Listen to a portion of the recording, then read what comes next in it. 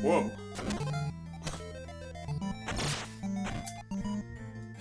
Man. Oh, hello there. I didn't see you there. I'm Kevin from Happy Beard Games, and this is GamerpiEce Theatre. That's right, GamerpiEce, where I take a look at a masterpiece of video games and check out what made it special. Today, let's check in our Nintendo NES and see what's been brewing in that oven for a classic masterpiece GamerpiEce game. Alright, it's none other than Gauntlet for the Nintendo NES. And so, on today's GamerpiEce Theatre, we are checking out the arcade classic multiplayer action hack-and-slash dungeon crawling game, Gauntlet. We're checking it out on both the Midway Arcade Treasures collection for the Nintendo GameCube, as well as the Nintendo NES port of the game.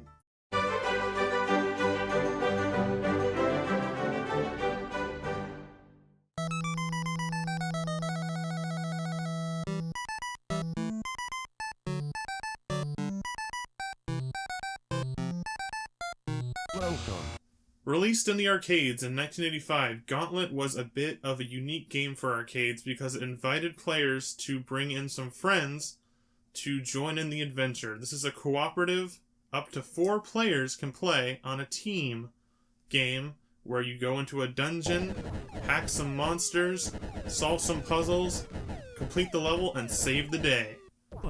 According to the official Gauntlet instruction booklet, players choose any of the 4 Gauntlet characters to portray: Thor the warrior, Thyra the Valkyrie, Merlin the wizard, or Questor the elf. In this book it says Questor. I've always heard it called Questor. Each of these heroes has their own unique capabilities. Thor is a warrior skilled with hand-to-hand combat. Thyra the Valkyrie has strong armor. Merlin the wizard is the best magic, and Questor the elf is the fastest speed.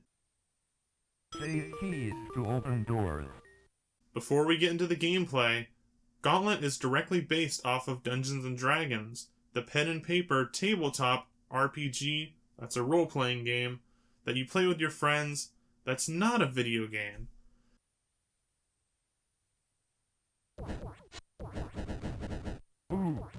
But wait, there's a bit of controversy with the original Gauntlet game. Released for the original Atari 8-bit family series of computers, that's a mouthful, there was a game called Dandy. Dandy? What is Dandy? Dandy. It's like Dungeons & Dragons. D&D. D&D. D&D. Dandy. Well, anyways, Dandy was a game released for Atari, and that game was very similar to Gauntlet. It featured up to 4 players. It was a dungeon crawler, similar to Gauntlet, which came out 2 years after Dandy. So Gauntlet is yet another one of those classic video games that may not be quite as original as we once thought.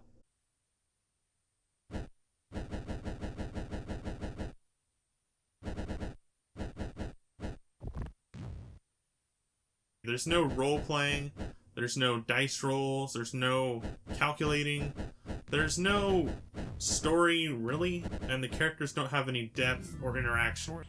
What this game has is basic combat at its core, exploring mazes, defeating monsters. How do you defeat the monsters? You pretty much just throw attacks at them by pushing the button. You'll throw an attack at them, or you can run into them to do some damage. You can also pick up some items that'll help you along your way.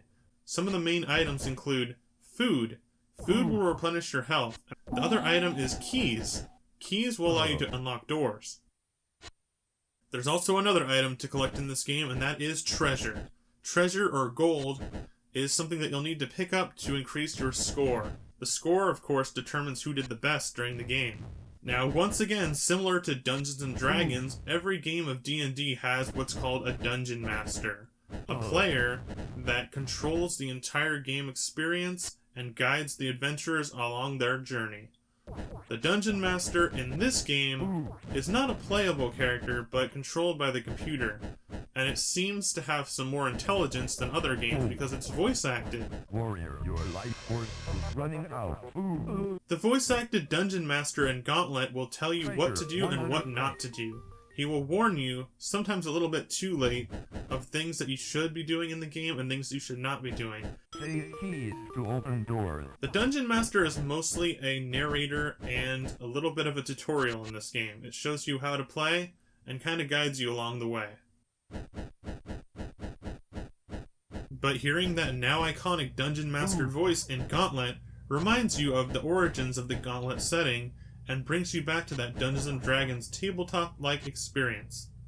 Unlike other arcade games of the time, which featured a single-screen experience that just changed slightly from level to level, Gauntlet has a different puzzle and a different dungeon for each floor.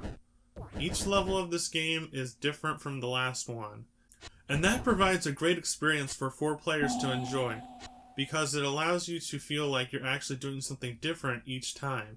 Now let's take a look at the NES port of Gauntlet and see what features may have changed or may have been dumbed down to be able to fit onto the NES. And actually, there's quite a few changes that were made to the Gauntlet game on the NES.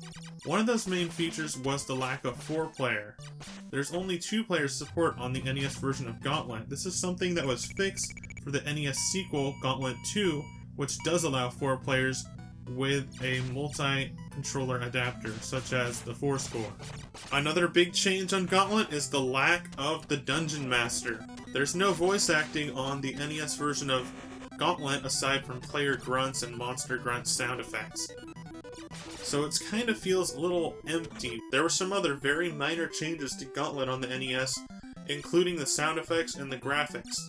And if you're going to play Gauntlet on the NES or any of these classic GAMERpiece Theatre games, I would definitely recommend picking up the Advantage for the NES or a similar type controller for your Nintendo or whatever game console you may be playing on. This really does replicate the arcade experience well. The NES Advantage controller works really great on Gauntlet specifically because it's a multiplayer game. If you're playing by yourself, you can actually plug this into both controller ports and then switch your player so you can kind of play with yourself. And on the Midway Treasures collection for the GameCube, Xbox, PS2, PSP, and PC, Gauntlet holds up very well with some added features, as well as 4-player support is included. And it's arcade perfect as far as I can tell. But what makes Gauntlet stand out as a masterpiece and really remain as a classic game that people will go back to time and time again? A lot of it has to do with the 4-player aspect. It's one of the first games that really did this well, and it brings friends together, which creates fun memories at the arcade or at home. These fun memories translate into nostalgia, which will bring people back to it time and time again. Gauntlet is a game that, while it mostly appeals to fans of fantasy, such as Dungeons & Dragons, it also can appeal to anyone. It's a very simple game to pick up and play, and it's a very fun game for a party game as well. Similarly to Rampage, it's one of those games that really does feature the multiplayer to a good extent. Alright everybody, that was it for today's GamerpiEce Theatre, where we looked at Gauntlet. We looked at the arcade port on the GameCube as well as the NES port for the Nintendo NES. And if you like this video and want to check out more GamerpiEce Theatre episodes, there's more in this playlist, as well as 2 videos linked on this video itself. So check those out for more classic gaming goodness and GamerpiEce Theatre videos. If you'd like to request a GamerpiEce video, please keep in mind that it should be a masterpiece or a classic arcade video game. It doesn't have to be arcade specifically, but one of those classic games that holds up against the test of time. I have a couple games that are already scheduled that I just haven't got yet. Alright guys, thanks for watching once again. Stay tuned to Hybrid Games for more GamerpiEce Theatre. Bye! That was a heroic effort.